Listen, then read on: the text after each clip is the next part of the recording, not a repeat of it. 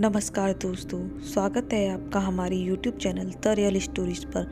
दोस्तों, आज मैं आपको एक छलावे की कहानी सुनाने जा रही हूँ। तो चलिए दोस्तों, शुरू करते हैं आज की कहानी। दोस्तों, रमेश नाम का एक मजदूर था जो कि मजदूरी का काम करता था। एक दिन वो पास के गांव में मजदूरी के लिए गया।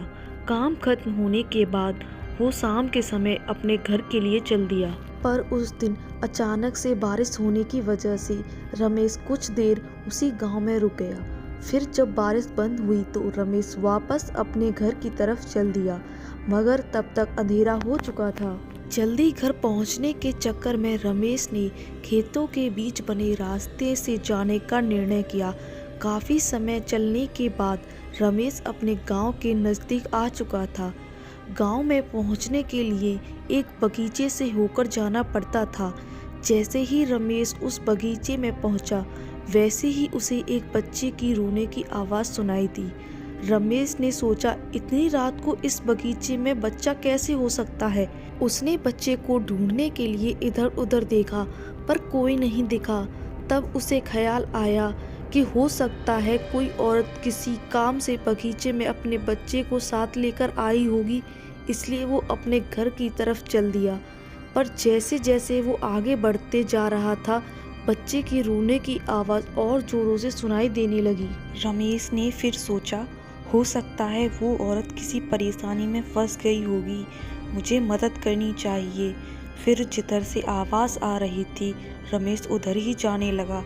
कुछ दूर पहुंचकर रमेश ने देखा, एक 6-7 महीने का एक बच्चा पेड़ के नीचे लेटा हुआ है और वहीं रो रहा है।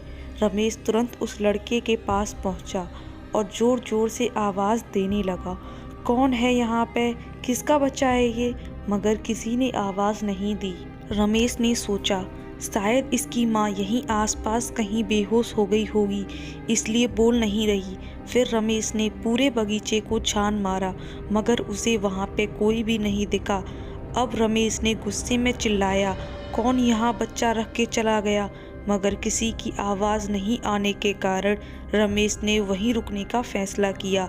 देखता हूँ कौन यहाँ अपने छोटे से बच्चे को रख के चला गया है। थोड़ी देर में तो आ ही जाएगा, फिर उसे डांटूंगा। मगर काफ़ी देर बीत जाने के बाद भी उस बच्चे को लेने वहाँ पे कोई नहीं आया। अब रमेश समझ चुका था कि शायद कोई जानबूझ के अपना बच्चा यहाँ पे छोड़ के गया है। तब रमेश ने उस बच्चे को गोद में उठाया और घर की तरफ चलने लगा। रमेश रास्ते भर चिल्लाते हुए जा रहा था, कैसे कैसे लोग रहते हैं यहाँ पे, अपने ही बच्चे को अकेला छोड़ के चले गए। गुस्से से वो पूरे रास्ते बड़बड़ाते हुए जा रहा था। तभी रमेश को ऐसा लगा कि उसे चलने में दिक्कत हो रही है, क्योंकि बच्चा बहुत भारी लग रहा था। मगर रमेश घर पहुंचने की जल्दी में और तेज चलने लगा। काफ़ी रात हो चुकी थी, जल्दी इस बच्चे को लेके घर पहुंच जाए। कुछ कदम चलने के बाद रमेश को ऐसा महसूस हुआ जैसे बच्चे का वज़न बहुत ही ज़्यादा बढ़ चुका है और वो बच्चे को उठाकर चल नहीं पा रहा था। जैसे ही रमेश ने बच्चे की तरफ देखा, उस बच्चे की एक आंख बाहर की ओर लटक रही थी और उसके पैर ज़मीन तक टच होने वाले ही थे और बच्चा रमेश को देखकर हंस रहा था। रमेश इतना देखते ही डर के मारे उस बच्चे को फेंक दिया। फेंकने के बाद वो बच्चा ज़मीन पर नहीं गिरा, बल्कि ज़मीन से थोड़ा ऊपर ही लटकने लगा और ज़ोर ज़ोर से हंसते हुए बोला, क्या हुआ, मुझे अपने घर नहीं ले जाएगा तू? बच्चा कहता है, तू पूछ रहा था ना मैं किसका बच्चा हूँ, थोड़ा और देर अपनी गोद में रखता, तब तुझे बताता किसका बच्चा हूँ मैं। इतना सुनते ही रमेश वहाँ से तुरंत भागने लगा और अपने घर पहुँचा। मगर उसने ये बात किसी को नहीं बताई, ताकि घर वाले भी न डर जाएं।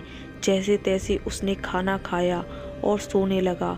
अभी रमेश को हल्की नींद ही आई थी कि फिर घर के बाहर उस बच्चे की रोने की आवाज़ आने लगी।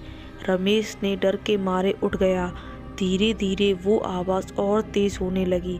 उसने अपने घर वालों को जगाया और सबको उस घटना के बारे में बताया। फिर उसने कहा, वो बच्चा अभी भी घर के बाहर रो रहा है, मगर बच्चे के रोने की आवाज़ किसी को सुनाई नहीं दे रही थी। वो आवाज़ बस रमेश को आ रही थी। उसके बाद रमेश के घर वालों ने गांव के ही एक बाबा को बुलाया, जिन्होंने रमेश का इलाज किया और उसके हाथों में धागे बांधे, जिसके बाद रमेश को उस बच्चे के रोने की आवाज़ आनी बंद हो गई। फिर रमेश उस रात आराम से सो पाया। तो दोस्तों, आपको कहानी कैसी लगी कमेंट करके ज़रूर बताएं और वीडियो को लाइक करें और हमारे चैनल को सब्सक्राइब भी करें। धन्यवाद।